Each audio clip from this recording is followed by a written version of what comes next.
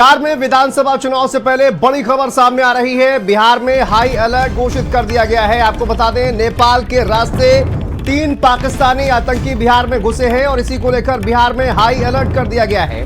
खुफिया एजेंसियों के इनपुट पर यह अलर्ट जारी कर दिया गया है।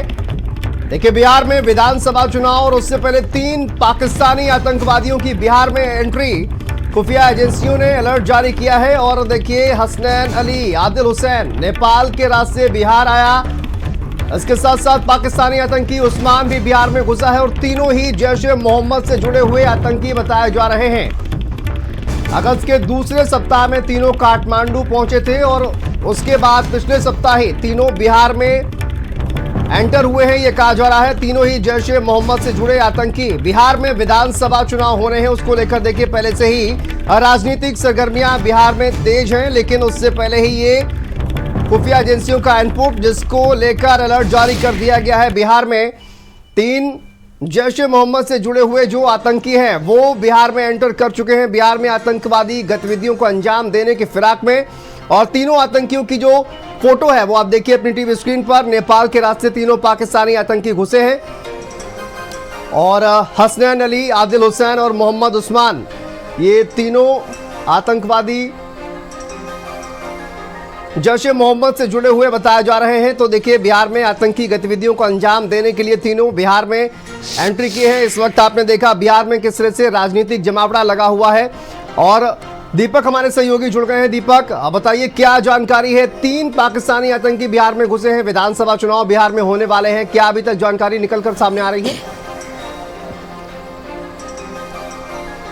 जी बिल्कुल शांतनु, बता दें आपको कि जिस तरह से लगातार बिहार में राजनीति हलचल देखने को मिल रहा है, तमाम राजनीतिक दल वहां पे सक्रिय होते हुए नजर आ रहे हैं। वहीं दूसरी तरफ कहीं ना कहीं इस तरह से आतंकियों के घुसने की जो बात सामने आई है, तो ये उससे बिहार में और भी ज्यादा हड़कंप मच गया, जिसमें साफ तौर पे खुफिया एजेंसियों की तरफ से ये दावा किया गया है कि नेपाल के रास्ते 3 आतंकवादी पाकिस्तान के जो है वो भारत में दाखिल हो चुके हैं, जिसमें हसनैन अली जो कि रावलपिंडी के निवासी हैं, आदिल हुसैन उमरकोट के और मोहम्मद उस्मान बहावलपुर के, ये तीनों पाकिस्तान के हैं। और कहीं ना कहीं जैसे मोहम्मद के साथ इन तीनों का लिंक बताया जा रहा है। साथ ही बिहार के तमाम जो एजेंसियां हैं उनको हाई अलर्ट पे रखा गया है, क्योंकि आने वाले वक्त में बिहार में विधानसभा का चुनाव होने वाला है। इससे पहले भी हमने देखा था कि किस तरह से जम्मू कश्मीर में आतंकी हमला हुआ था, 26 लोगों की निर्मम हत्या कर दी गई थी। और दूसरी तरफ जब ऑपरेशन सिंदूर ऑपरेट किया गया, भारत पाकिस्तान के रिश्ते और भी बिगड़ गए थे। लेकिन अब जिस तरह से नेपाल के रास्ते यदि हम बात करें, बिहार में दाखिल होने की बात करें, तो बहुत आसान हो जाता है नेपाल के रास्ते बिहार में दाखिल होना, क्योंकि नेपाल और बिहार का जो संबंध है वो बहुत ही प्यारा संबंध है एक दूसरे के साथ। और साथ ही यदि हम बॉर्डर्स का जिक्र करें तो वहाँ पे जवानों की तैनाती की गई है। लेकिन जिस तरह से 3 आतंकवादियों के घुसने की बात कही गई है, तो इससे कहीं ना कहीं पूरे बिहार में हड़कंप मच गया है। साथ ही तमाम एजेंसियों को अब हाई अलर्ट पे रखा गया है। अब देखना ये होगा कि आखिर जिस तरह से वो अपने मंशा को लेकर के यहाँ पे पहुंचे, क्योंकि इससे पहले भी देखा गया था कि देखिए दीपक, नेपाल बॉर्डर पर सुरक्षा जो है वो बढ़ा दी गई थी। जिस तरह से हमने देखा ऑपरेशन सिंदूर के बाद की अगर बात कर ली जाए, तो नेपाल बॉर्डर पर जिस तरह से सुरक्षा बढ़ा दी गई थी, उसके बाद ये तीनों आतंकवादी एंटर करते हैं।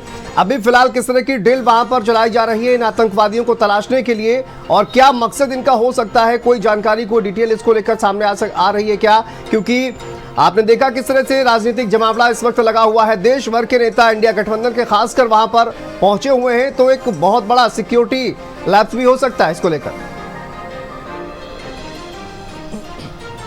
जी बिल्कुल, जिस तरह से हमने इससे पहले भी जिक्र किया था कि इससे पहले हम देखे थे कि जम्मू कश्मीर में किस तरह से आतंकी हमला हुआ था, जिसमें 26 लोगों की जान गई थी। और जिस तरह से अभी बिहार का जिक्र करें, विधानसभा चुनाव होने वाले हैं, तमाम राजनीतिक दलों का वहाँ पे जमावड़ा लगा हुआ है।